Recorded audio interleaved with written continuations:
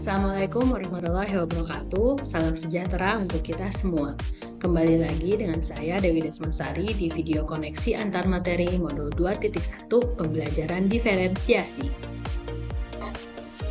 Mari kita dengarkan kenapa harus pembelajaran diferensiasi.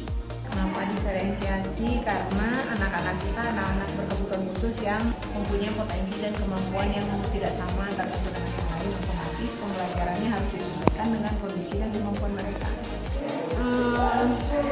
Dengan alasan satu, kemampuan anak itu berbeda-beda ya dalam memahami suatu pembelajaran. Contoh matematika. Nah, contoh di matematika ada anak yang bisa menggunakan medianya bukan benda konkret. Tetapi ada juga anak yang harus betul-betul dengan benda yang konkret. Contohnya misalkan apel, misalkan gitu ya, atau sapu lidi yang bisa dipotong-potong gitu ya.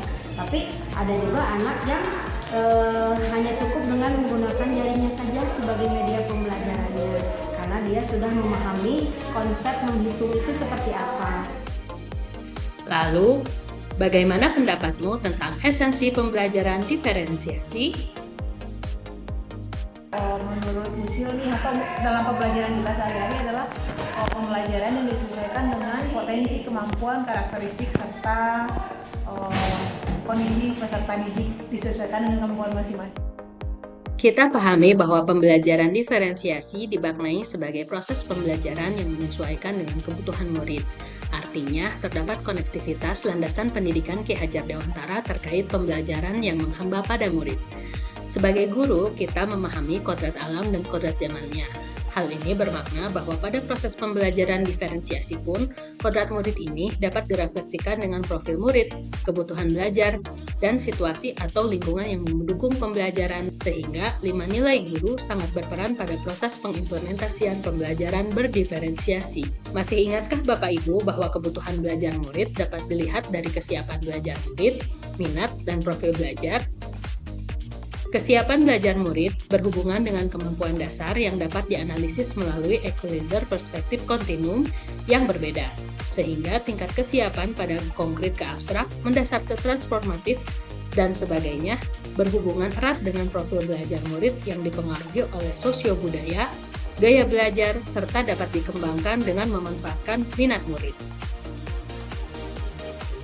Untuk memenuhi kebutuhan belajar murid, dalam pengimplementasian pembelajaran berdiferensiasi, strategi yang dapat digunakan adalah diferensiasi konten, diferensiasi proses, dan diferensiasi produk. Diferensiasi konten berhubungan dengan pengorganisasian dan penganalisisan konsep dan materi yang diberikan. Strategi pembelajaran diferensiasi proses berhubungan dengan rangkaian kegiatan, cara guru, modifikasi proses pembelajaran dalam memberikan pemahaman pada murid. Diferensiasi produk berkaitan dengan fleksibilitas produk sebagai hasil pembelajaran dan pengembangan diri pada murid. Konektivitas yang dapat dipahami dalam materi sebelumnya adalah pembelajaran diferensiasi dapat terwujud dengan berpedoman nilai keberpihakan pada murid. Kolaborasi yang dilakukan guru untuk menciptakan inovasi pembelajaran yang secara mandiri dapat membuat keputusan dan merefleksikan evaluasi pembelajaran yang efektif bagi murid. Budaya positif dapat diintegrasikan dengan implementasi pembelajaran diferensiasi dengan membangun keyakinan dan nilai positif sebagai wujud pencapaian visi sekolah sesuai filosofi keberpihakan pada murid untuk mencapai merdeka mengajar dan merdeka belajar.